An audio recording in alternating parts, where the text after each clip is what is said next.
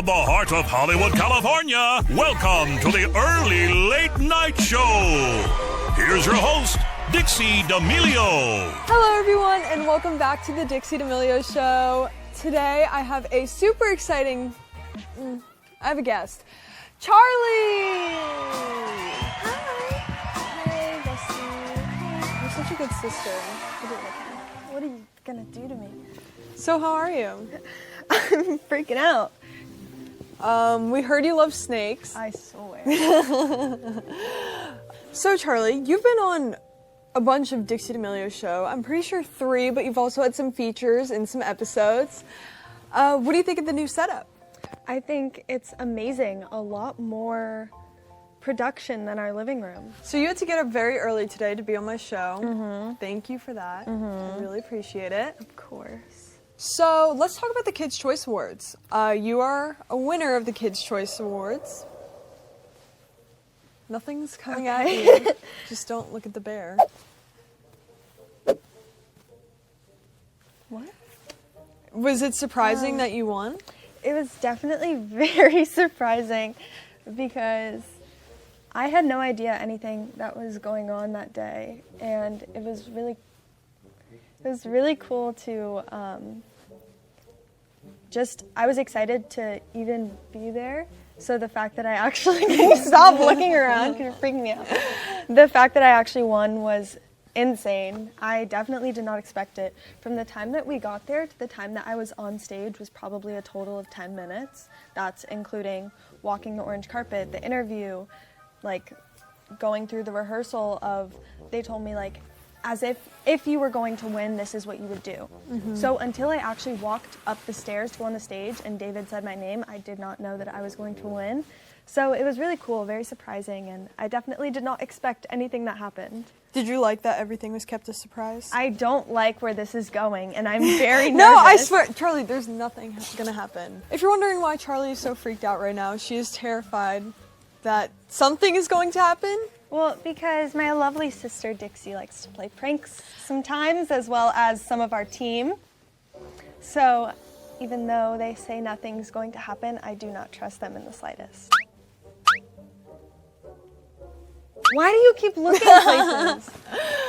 Going back to the Kids' Choice Awards, was the slime cold? Oh my goodness. It was freezing. I was shaking. I was so cold. It was pretty gross. Rude. No, it was in your ears. Yeah, it was in my ears and it got in my mouth too. And you were like blowing out green slime snot. Yes, I was. So at the Kids' Choice Awards, you thought that you were also presenting an award. And the second you got slimed, you said you were freaking out. Why? Because I didn't have another outfit. I didn't have time to get my hair and makeup redone. So I was like, really did not think that I was going to get slimed because I had something else to do after. Let's talk about the first episode ever of the Dixie D'Amelio show. So, how that all started. Can I tell the story? You could tell the story, and then I'll tell the truth. Okay, so, I'm gonna tell the truth. We had some stuff that we were supposed to shoot that day, and I was just not having it, and I was crying, and I was not in the mood, and I just wanted to be left alone. So Dixie was in the mood, and she decided to do this little talk show thing with Callie, and then I joined after I got myself together, and that was really how the show kind of started. Thank you, because you kind of brought it all together. Your brattiness, once again, saving the day. It was awesome. We have a surprise guest coming in. Callie! She's very shy. Anyways, did you watch some of the episodes from my show last year? I did. You remember the episode with Trippy Red? I do. And you go. Oh my goodness. That was okay, I've seen so many people post that and be like, CHARLI doesn't know who Trippy Red is? Like that was... Basically, CHARLI came up and we were like, pretend you don't know who he is. We both obviously know Trippy. I'm pretty sure we've both seen him in concert. Yeah. And she goes, who are you? I was like, hey, I'm Trip. Which, love him. It was just like, that was the whole joke. And then it got posted and everyone was like, oh What my an gosh, idiot. she doesn't know who Trippy Red is. But that was a good episode. Yeah, that was fun. It's so funny because we've done a lot of these interviews together. and I feel like they always ask the same questions, but what are you doing, like, in a day? I don't really, I mean, I feel like I don't do a lot, but I don't know if that's true. Then you're, like, are also really busy. What's Yeah. the best thing that's going on in your life right now? The best thing that's going on in my life right now, I have a lot of exciting projects for 2021 as a whole, so some new things that I'm trying, some things that I'm getting further into that I've already done. Yeah, just like lots of exciting things, hopefully getting back into dance. That's obviously a little bit more difficult just because it's hard to find time to really train and get back into it as much as I have been before, but yeah, lots of exciting things. People found it very interesting when we run a podcast and said that you play with toys all the time. What is like your go-to? Do you have anything new that you're... I feel like lately it's been painting, which I know isn't like A toy? but really? I mean, it's been something kind of like fun just to do. Like, they're not good paintings whatsoever, but they're just like fun to make, and I've enjoyed doing that. Also, like kinetic sand, things like that. That's just fun and very calming and like good to get my mind off of things. Would you ever do toy reviews on YouTube? Oh yeah, 100%. I said that to you the other day and you didn't seem interested, but I feel like it would be such a great idea. Well, I mean, I did that slime review, and people seem to like that. And when you were doing things on TikTok with it, people really like to see your personality. Yeah, so I don't know, maybe one day. Okay. Get a big set like this.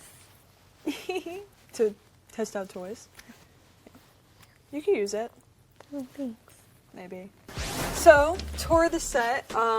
We just have a fireplace, which you can actually change the colors. It's not hot right now. We have a little snail decoration. Why? Just love snails. This is my giant gummy bear. I haven't named him yet, but very cute. I just said I wanted a giant gummy bear. This one got arrested, but it's okay. Some clouds, a little fish tank. Does it have real fish? No, just it's a TV behind there, but I'll show you after. I don't know if you remember this. Yeah, you stole that. Yeah, I do stole remember this that. from the Hype House. They know. If you go through here, this is where you come out from. I have my logo. We'll go through here. This is the side stage.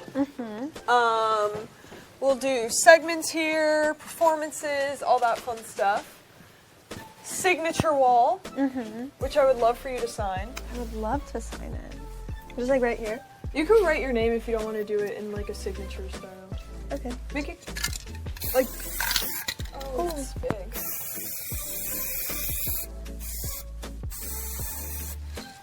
Cute.